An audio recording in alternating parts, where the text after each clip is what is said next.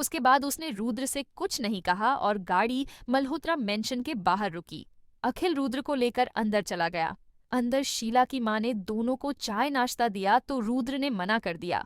कुछ देर में रागिनी और शीला तैयार होकर नीचे आ गई। अखिल तो रागिनी के साथ बिजी हो गया। वहीं शीला रुद्र से बात करने लगी तो रुद्र ने नॉर्मल ही उससे बात की। फिर वह सब मॉल के लिए निकल गए।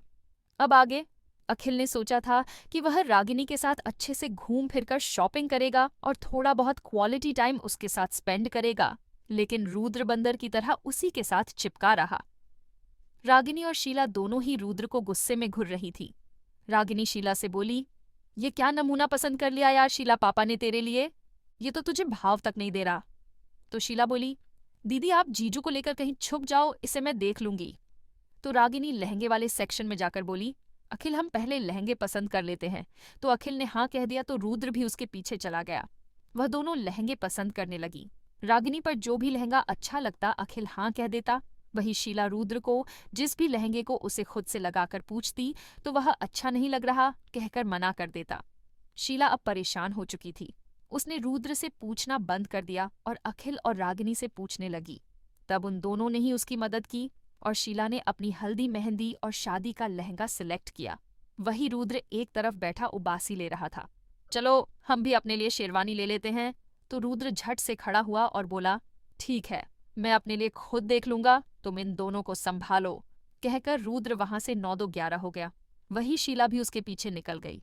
रुद्र का फोन टूट गया था, वरना वह आध्या को फोन करके उसकी पसंद के कपड़े ले लेता। उसने जल्दी से कुछ शेरवानी सिलेक्ट की और फिर इधर उधर देखते हुए ट्रायल रूम की तरफ जाने लगा। 3 रूम थे जिसमें से 2 के दरवाजे बंद थे, तो रुद्र तीसरे ट्रायल रूम में जाकर देखने लगा। उसने अपनी शर्ट निकाली और शेरवानी पहन कर देखी। उसे वह अच्छी लगी, इसलिए उसने ओके कर दिया। फिर तीनों और शेरवानी वह भी पसंद आ गई।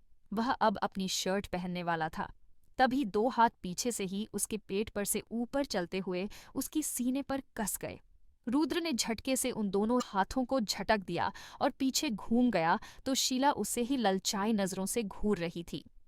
शीला बोली, ये बेहुदा हरकत नहीं है रुद्र, बल्कि मेरा प्यार है तुम्हारे लिए, तुम कितनी ज्यादा हॉट लग रहे हो। I love you Rudra. Sheela अब रुद्र के सीने से लगने वाली थी। तभी उसका ध्यान रुद्र की गर्दन पर गया तो वह आध्या के सुबह वाले लव बाइट को देखते हुए बोली, रुद्र ये किसके साथ मुंह काला किया है तुमने? तो रुद्र बोला, नाव्या डार्लिंग के साथ। तो शीला चिल्लाते हुए बोली, क्या? तो रुद्र ने अपनी शर्ट पहनी और बोला, मेरी और नव्या डार्लिंग की सुबह लड़ाई हो गई थी तो मैंने उसके हाथ को काटा तो उसने मुझे मुक्का मारा। फिर मैंने उसके कंधे पर काटा तो उसने मुझे यहाँ पर काट लिया। अब अगर इसे सुनाया तो कहीं मामला न बिगड़ जाए।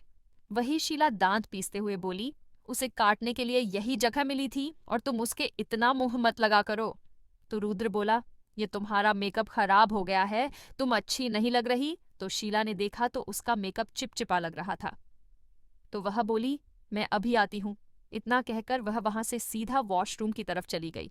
वही रुद्र ने इतराते हुए शीशे में देखकर कहा, यही तो कमाल है, मेरी हॉटनेस का उसे पसीना जल्दी आया और मैं बच गया। फिर वह बोला, यह चुड़ैल बिना इजाजत मेरी ट्रायल रूम में घुस आई, अभी इसे सबक सिखाता हूँ। इतना कहकर वह बाहर निकला और वॉशरूम की तरफ चला गया जहां शीला गई थी। शॉपिंग मेरी नव्या डार्लिंग के लिए, उसके बाद रुद्र ने आध्या के लिए सबसे अच्छा लहंगा पसंद किया।